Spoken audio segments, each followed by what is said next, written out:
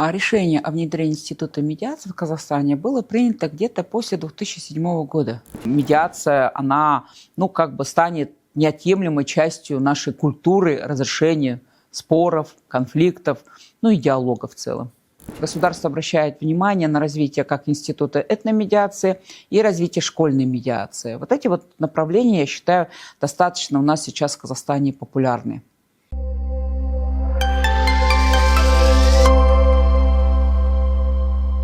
Уважаемые друзья, сегодняшнее наше интервью посвящено развитию института медиации в Казахстане. И наш спикер Гульмайдан Аманжоловна, который расскажет о проводимой работе в этом направлении. Гульмайдан Аманжоловна, расскажите, пожалуйста, когда и почему в Казахстане было принято решение о внедрении института медиации? Решение о внедрении института медиации в Казахстане было принято где-то после 2007 года. Была создана рабочая группа, которая начала изучать мировой опыт развития данного института. Подготовлена программа, то есть даже не программа, а сделаны наработки по созданию закона о медиации. И данная работа, она закончилась где-то к 2010 году. После этого уже прошла в течение года подготовительная работа по принятию, обсуждение как раз нормы в парламенте и везде. И в 2011 году был уже принят закон о медиации, в котором как раз были расписаны, что из себя данный закон будет представлять. И с этого периода времени мы можем говорить, что был дан старт развития института медиации в Казахстане. Скажите, пожалуйста, какие цели государство преследовало, когда развивало и внедряло институт медиаторов в Казахстане? У государства была в целом одна цель – снизить нагрузку на суды. В принципе, Казахстан в этом направлении новичок, потому что все страны, которые в свое время внедряли институт медиации, они также сталкивались с огромной нагрузкой на судебные органы и с тяжелым подходом к исполнению судебных решений. И Казахстан, в принципе, тоже для себя взял на заметку о том, что надо внедрить так называемые альтернативные способы регулирования споров и конфликтов в лице, в виде института медиации. Как было принято, чтобы наряду с традиционным видом, как судебное разбирательство, существовала некая альтернатива суду, то есть в лице института медиации. Данный подход позволил все-таки передать часть дела как раз для рассмотрения профессиональным медиаторам и позволил начать работу уже по внедрению на всех стадиях развития института медиации, как досудебный, судебный, потом мы с вами увидим на стадии уже даже исполнительного производства. Скажите, пожалуйста, какие типы и виды споров решаются с помощью медиации в Казахстане? Может быть, вы приведете какие-то примеры? Закон о медиации нам четко дает направление по сфере применения процедуры медиации. И к сфере применения как раз в соответствии с законом у нас относятся гражданские, уголовные, административные правонарушения, которые возникают из сферы трудовых отношений и так далее. То есть в этом плане сфера применения закона достаточно очень разнообразна. Исходя из практики, могу сказать по своему центру, чаще всего идут обращения по долговым обязательствам, то есть невыполнение каких-либо взаимоотношений между гражданами, между компаниями, договорные обязательства, неисполнение условий, прописанных в договорах оказания услуг или контрагентами и так далее. Семейно-брачные отношения, так как Кодекс о браке и семье дает достаточно широкий выбор применения института медиации. Трудовая медиация у нас сейчас хорошо представлена. Также сейчас государство обращает внимание на развитие как института этномедиации и развитие школьной медиации. Вот эти направления, я считаю, достаточно у нас сейчас в Казахстане популярны. Скажите, пожалуйста, какой правовой статус у медиаторов у нас в Казахстане? Требуется ли регистрация, свидетельства и другие документы? Требования к медиатору, опять же, возвращаясь к нашему закону, он прописан в статье 9 Закона о медиации. У нас есть две категории медиаторов, это общественные и профессиональные медиаторы. Для того, чтобы стать профессиональным медиатором, лицо должно иметь высшее образование, быть старше 25 лет и пройти пока 5-дневный обучающий курс, медиация, общий курс. И, как всегда, не быть судимым, не стоять где-то на учете и не быть приравнен к лицу, госслужбы. И в связи с этим, в принципе, в целом медиатором может стать любой гражданин Казахстана, который соответствует данным требованиям. Специального лицензирования нет. Основное требование, чтобы он стоял в реестре организаций медиаторов. И также, конечно, для того, чтобы он мог заявить о себе уже как профессиональный медиатор, зарегистрировался в ЕГОВе как профессиональный медиатор. И с этого периода времени, как лицо, которое будет выплачивать и налоги, и все остальное, уже мог заниматься этой деятельностью. Начало деятельности не носит лицензирования, в основном как уведомительный характер. Да? То есть тот, кто уже будет заниматься на профессиональной основе, должен заявить о том, что он зарегистрирован, стоит в реестре организации медиаторов, да, и в полном мере уже может проводить данные процедуры. Скажите, пожалуйста, какие различия есть между профессиональными медиаторами и общественными? В чем их ответственность, роль? Разделение на профессиональные и общественные, кстати, понятие общественных медиаторов в Казахстане введено сравнительно недавно, в 2021 году. До этого у нас было разделение на профессиональных и непрофессиональных медиаторов. Данный подход связан с тем, что общественные медиаторы – это лица, которые выбираются сельским или поселковым или районным сходом. Они стоят в реестрах акиматов районных или поселковых. Да? Их задача в основном разбирать сложные бытовые, социальные, так называемые конфликты, да, сферы межэтнических отношений и так далее. Им могут стать лица старше 40 лет, к ним не предъявляется требование по наличию высшего образования, по прохождению специальных курсов. Да? То есть это те люди, которые имеют авторитет в своих кругах, и их определяют для того, чтобы они разбирали достаточно сложные бытовые и другие конфликты. И еще отличие, что общественные медиаторы могут получить оплату только за свои расходы, понесенные в ходе такой, медиации, но они не получают вознаграждение за свою работу.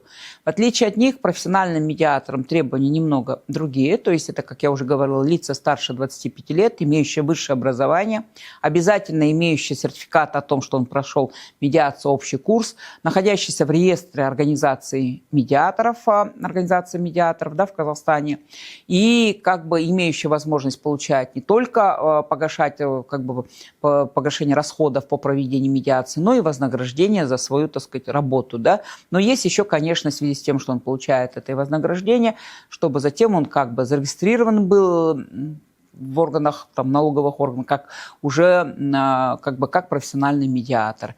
И также то, чтобы он занимался повышением своей квалификации, да, то есть есть определенные требования по части того, чтобы он занимался дальнейшим повышением квалификации, мог говорить о своей, продвигать свою деятельность. Ну и вот эти основные требования. С какими трудностями сталкивается внедрение медиации на местах? В селах, в городах небольших? Может быть, там другая практика? Могу сказать, как и раньше, основная трудность связана с тем, что для многих данный институт не знаком. А широкого такого внедрения это требует достаточно большой работы по тому, чтобы информирование населения, что из себя данный институт представляет, как он работает, в каком порядке все это проводится. Да? И это трудность, то, что нужно сказать, что низкая информированность. Я не могу сказать, что совсем люди не знают. И в городах, и в селах, и в поселках люди уже знают об этом институте. Но, возможно, не в полном объеме владеют информацией, как это на практике работает. Вот эта трудность. Вторая, наверное, трудность, то, что у нас как раз сообщество профессиональных медиаторов все время поднимает вопрос о том, что у нас судебная медиация в основном представлена в судебных органах это судьями-медиаторами. Да? И, соответственно, где-то судебная медиация, которую проводят профессиональные медиаторы, она носит такой ограниченный характер. В этом как раз трудность. Третье, наверное, хотя во многих сейчас вузах есть курсы медиации, да, там теория, практика медиации кто-то дает, основы медиации. Почти каждый вуз или на факультете юридических, или на других, как элективные, как дополнительные курсы в этом направлении ведет. Но в Казахстане нет такого полной подготовки на уровне бакалавриата, специалистов в этой сфере, которые бы прошли в течение 4 лет именно как получили бы как специализацию именно как медиатор. В этом плане тоже этого нет. Поэтому я думаю, что с этим тоже как раз сложности тоже есть. Также, в отличие от многих стран, у нас пока не в полном объеме представлены направления по магистратуре. Где-то медиация, она вшита конфликтологию, переговоры там, или еще что-то, конфликтология или психология. Но чтобы вот были программы, магистерские программы только по медиации, в Казахстане пока это не так широко представлено. Я думаю, тоже, чтобы это повсеместно как бы внедрилось в образовательном сфере, вот этих вот направлений пока не хватает. Какие меры государство предпринимает для популяризации медиации в Казахстане? Ну, я думаю, что одной из мер стало то, что нам определили уполномоченный орган. Был принято изменение в закон о медиации, в котором в качестве уполномоченного органа был определен Министерство культуры и информации. Как раз его деятельность ведется по введению реестра медиатор, по пропаганде вот этого института медиации, да, по контролю где-то, возможно, как это продвигается. И они как раз осуществляют государственную политику в сфере продвижения института медиации. То есть они как раз занимаются тем, что собирают от руководителей, от центров медиации их мнения, комментарии по поводу того, какого плана изменений в закон о медиации нужно ввести, что необходимо, на что надо будет обратить внимание, как поднять качество, которое как бы готовят медиаторов, да, на что надо будет обратить внимание. Поэтому в этом плане идет, как бы государство в этом плане оказывает поддержку.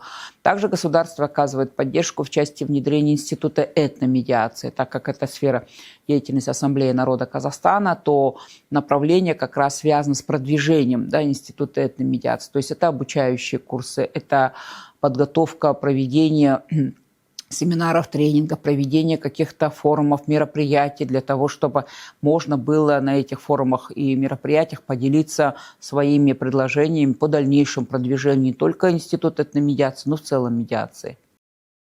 Скажите, пожалуйста, как вы видите практическую работу вот именно этномедиаторов на местах? Что они должны делать? Какую работу они должны проводить среди населения? В основном этномедиация наносит не сколько даже характер, чтобы потушить пожар, а сколько проводить так называемые профилактические превентивные меры. Поэтому я думаю, что основная роль этномедиаторов на местах, она должна заключаться в том, что проводить разного рода мероприятия, направленные на выявление очагов, возможных очагов, да? То есть это мониторинг, возможно, проведение какой-то работы, связанной, так сказать, с ранней диагностикой, с определенными как бы отслеживанием, как мы говорим, некой температуры, да, чтобы в случае, если где-то какая-то напряженность была, чтобы этномедиаторы имели определенные инструментарии на руках, технологии по поводу того, как они как это можно вовремя отследить и чтобы этого не допустить. Также помимо вот этой мониторинга, диагностики, возможно, этномедиаторы могут как раз заниматься и урегулированием тех или иных конфликтов, которые могут иметь на межэтнической почве, да, возможных конфликтов, да, то есть выступать уже в роли реально специалистов, как бы медиаторов, которые хорошо понимают этнокультурные особенности, знают вот эту специфику про протекание межэтнического конфликта, имеют инструменты по поводу того, чтобы как сработать, чтобы это, так как сфера межэтники, как мы уже говорили, что это конфликтно-чувствительная тема, да, и знают подходы и могут правильно весь этот процесс организовать. Кто основной состав людей, которые работают именно в области этномедиации, то есть контингент?